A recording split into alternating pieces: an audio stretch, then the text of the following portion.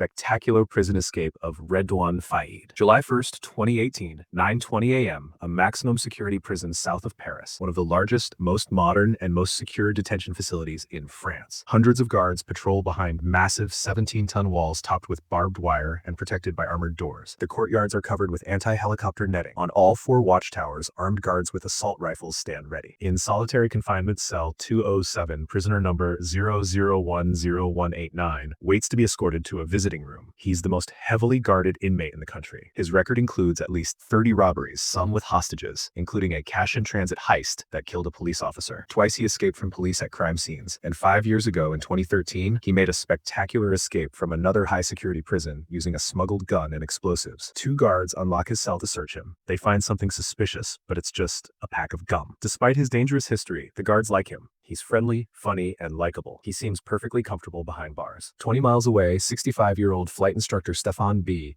greets 2 new students, Frederick and Julian, father and son. They're excited about their flight, but say they just want to ride along, not pilot themselves. They specifically request the Alouette 2, a vintage helicopter from the 1950s, saying it looks beautiful. Something seems off to Stefan. He later recalls thinking they were wearing wigs, but they pay €500 cash up front. Back in prison, the inmate is escorted to the high-risk visitors block, located as far as possible from the prison entrance. Prison management has been concerned about changes in the prisoner's behavior. He's received more visits and appeared to send coded messages during phone calls. His friendly attitude with guards might be a strategy to gather useful information. A couple of days ago, a drone was spotted surveilling the facility from above. Stefan waits for his students in an open field. He landed in a clearing because they said they needed a bathroom break. They stepped behind some trees and when they returned, they're armed. They claim to know his family and home address, saying they've been watching him for months. Their accomplices are supposedly at his house right now. If he doesn't follow their instructions exactly, his family dies. They'll tell him where to fly next. In visitor booth number 50, the inmate's older brother waits to see him. He has no idea his younger brother is about to execute the most spectacular prison break in French history. The prisoner calmly waiting for his helicopter ride is Redouane Faïd. He's France's most notorious criminal, also a best-selling author, movie enthusiast, and adrenaline junkie. To many in France's immigrant communities, he's a legend. But to understand his story, we need to go back to the beginning. Redouane, Home Alone 1978, a suburb near Paris. 6-year-old Redouane is in a newly opened store with his 8-year-old brother. There's nothing in this shop they can afford. Their parents are Algerian immigrants. Father works in a factory, mother cleans houses. At home, the boys share a cramped 3-room apartment with 9 siblings. Their social housing block is surrounded by wealthy French neighborhoods. Redouane and his brother don't fit in, and the store security guard makes this clear, calling them petit merde, a racial slur for Algerian immigrants, but otherwise ignores them. In the parking lot, the brothers split their stolen items, Redouane's first theft ever. A few weeks later, he's caught. His parents are furious. His father whips him 20 times with a belt, and his mother makes him promise never to steal again. Around this time, Redouane discovers films, especially French crime thrillers and American gangster movies. He watches them repeatedly, memorizes entire scenes, and performs them at home for his family. By his teens, stealing isn't just for survival, it's his lifestyle. He and his friends take TVs, stereos, VCRs, car radios, and computers. They use the money for Adidas sneakers and flashy tracksuits, but mostly they go to the movies again and again. At 18, Redouane commits his first bank robbery. He enters armed, holds an employee at gunpoint, and threatens her with a line straight from a French crime film. "Shut up. Do what I tell you. I've got nothing against you. I only want the money. Think of your children." After the robbery, he simply returns to school to study for his exams. There's no one to scold him anymore. His father moved back to Algeria, and his mother is dying of leukemia. He'll later write that from this moment, he stopped caring. His crimes grow bigger and seem directly inspired by American action films. During one heist, he and his crew take a bank director and family hostage while wearing rubber masks of famous politicians, just like in Point Break. Redouane even delivers a line for the movie when leaving: "Thank you very much, ladies and gentlemen, and please don't forget to vote." In another hostage situation 2 years later, Faïd and his men arrive in sharp black suits, paying homage to Tarantino's Reservoir Dogs. They even use the color-coded aliases: Mr. White, Mr. Blonde, Mr. Blue, Mr. Orange, and Mr. Pink. But this time, the job goes wrong, and they must flee from police, just like in the movie. Yet these spectacular crimes still aren't enough for Faïd.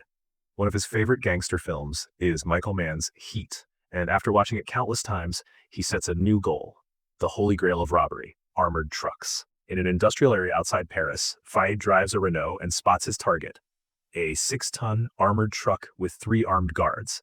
He crashes straight into it. Within seconds, 2 more cars appear, blocking the truck from front and back. 5 men in hockey masks jump out with AK-47s, just like in Heat. They surround the truck, moving quickly. One attaches what looks like an explosive package to the windshield. The guards exit and surrender. Faye and his crew start emptying the truck, but there's a problem. There's too much cash. Moving it takes too long. After just 3 minutes, police arrive and gunfire erupts. Faye takes a bullet in the shoulder, but escapes with his crew. However, he leaves blood at the scene. Now police have his DNA and are investigating his identity. If caught, he faces 15 years behind bars. Stefan B. and his 2 captors land a second time. The hijackers have 2 more men waiting on the ground who load large black duffel bags into the helicopter. One climbs in, dressed all in black with his hood up. Stefan is held at gunpoint the entire time and ordered to take off again. He flips the ignition switches and presses the starter, but nothing happens. The kidnappers think he's trying to trick them and panic, beating and threatening him. If he doesn't obey, his family dies. Stefan convinces them he needs to check the wiring. Finally, the engine roars to life and they take off again. The hijackers are well prepared. The duffel bags contain tear gas, smoke grenades, masks, AK-47s, and an angle grinder. The helicopter thunders toward the high-security prison where Ridwan Faid sits calmly in visiting room 50, chatting with his older brother. This really is like something from a Hollywood blockbuster. Ridwan Faid in prison. How did he end up there? Catch Faid if you can. 20 years earlier, at the Movenpick Hotel in Basel, an employee enters a room to prepare for the next guest. She has no idea she's not alone. Ridwan Faid has been hiding there for over 3 hours. Outside, police are searching the entire city. A few hours earlier, Faid was arrested on a train from Germany to France. German federal police took him into custody. He had been hiding abroad for months, but when officers escorted him off the train, he broke free. He ran across the tracks to lose the police. A train roared in, blocking the officers from following. He jumped several meters down and twisted his ankle, leaving him limping. Somehow, he reached the back entrance of the Movenpick Hotel and snuck inside, finding several open doors where cleaning staff were working. He needs to escape somehow. He considers calling a contact in Strasbourg, but has no phone. There's a payphone outside the hotel, but he has no coins. He calmly asks the receptionist to give him change for a bill. She places the coins on the counter, creating another problem. His hands are still cuffed. What if she notices and calls police? Faid stays cool, pretending to read a promotional poster behind the desk.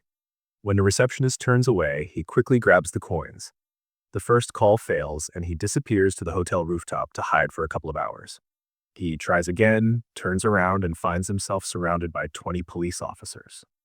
The next day, Faid is at the hospital with 2 officers to have his ankle examined. He appears to be in serious pain, but it's just an act. In a split second, he drops his crutches and grabs a gun from one of the officers. He trained in Krav Maga during his time in prison, an efficient military combat technique designed for fast defense and disarmament. Before the second officer can react, Faid drives his elbow into his face. The officer falls, and Faid takes his gun too. Then he runs as fast as possible, escaping for the second time. You'd think someone like that would be watched extra closely in jail. At 11:18 a.m., a prison guard hears a strange noise, a low humming or buzzing from outside. To her, it sounds like a leaf blower.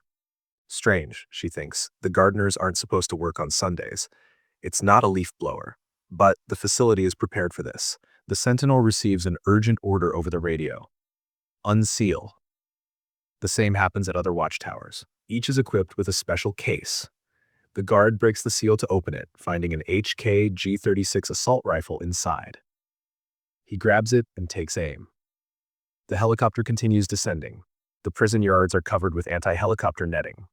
Flying in would be suicide. But this isn't a random helicopter. It's a 60-year-old vintage model just small enough to slip through an unsecured gap in the last prison yard. And this isn't a regular landing. They're not touching down at all. Ridwan Faid must have known somehow that prison guards aren't allowed to shoot at a flying helicopter. There's a specific protocol, and perhaps he also knew Stefan B. is one of the few pilots in France skilled enough to keep this vintage helicopter steady while hovering above ground. Investigators would later discover that Faid had been writing letters to Stefan's stepdaughter for 2 entire years. This friendship wasn't Faid's only connection to the outside world because, by this point, Ridwan Faid was already a star. October 2010, 12 years after his escape in Basel, 8 years before his helicopter prison break, Faid sits on a French talk show. He's a welcome guest, somewhat of a sensation. He's written a book about his cinematic crimes and is making rounds on French TV to promote it. The screen caption reads, "Shush, former gangster." Well, not so long ago, he was anything but. In late 1998, 3 months after his escape in Basel, Faid was caught and sentenced to 18 years for armed robbery. He was released early for good behavior after just under 9 years. Now he presents himself as a changed man who has learned his lesson. He got married, his brother gave him an office job, and he appears to be taking it easy. At one point, he attends a film event where Michael Mann is present, the director of Heat, the very film that inspired his biggest heist. Faid addresses Mann directly. Mann looks amused but uncomfortable, unsure how to respond. "Oh, thank you for that. I don't know how to respond." In another talk show, Faid is asked if he might relapse into crime. He answers, "I've been there, done that. I'm done with it. I've moved on to other things." That's a complete lie. At this point, he's already back to committing crimes. Not just petty theft, but a crime so shocking it will shake the entire country. May 20th, 2010, Créteil, France. 2 officers are on routine patrol, Aurélie Fouquet and her partner. Fouquet is 26 years old and became a mother just a year ago. For them, it's just another day on the job.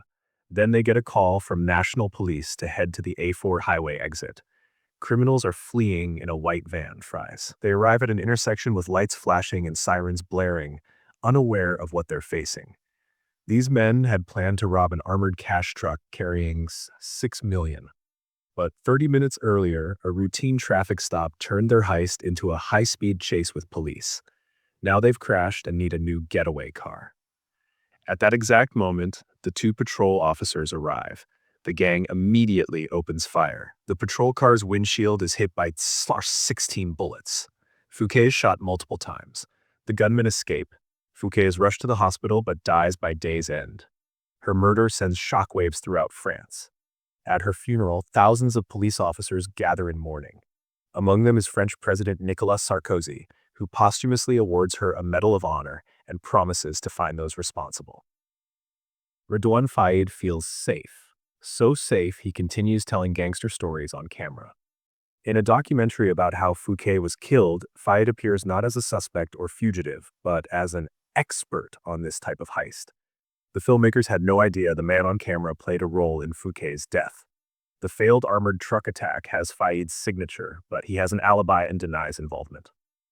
Investigators keep digging and eventually find compelling surveillance footage showing Faid inside the white van used by the criminals. While not present when shots were fired, police gather enough evidence to identify him as the mastermind. After a year on the run, Faid is captured again and returns to prison.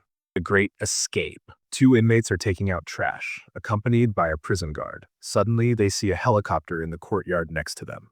They wonder if it might be firefighters. The unarmed warden bolts to a nearby office, hiding behind bulletproof glass. Meanwhile, the 2 prisoners are about to witness Ridwan Faid's spectacular prison escape up close. One of the 3 men stays with Stefan, the pilot, continuing to press a gun to his head. The other 2 jump out, masked and wearing bulletproof vests under their clothes, each carrying an AK-47. They've landed in the honor courtyard. Prisoners don't have access here. It's only used when inmates enter or leave the facility. That's why nobody thought anti-helicopter cables were needed. The man in green runs toward a reinforced white door, carrying an angle grinder with a 14-inch, 35 centimeters blade. His partner sets off 3 smoke grenades, releasing thick, white smoke. The helicopter's spinning blades turn it into a roaring chaos until the entire courtyard is engulfed in a complete whiteout. The screeching sound of the cutting angle grinder echoes through the prison. Faid knows what that means. It's time.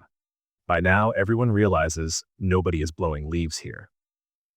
The grinder blade slices through the locking doors, clean, precise. 40 seconds is all it takes. The man in green pushes the door open and steps inside.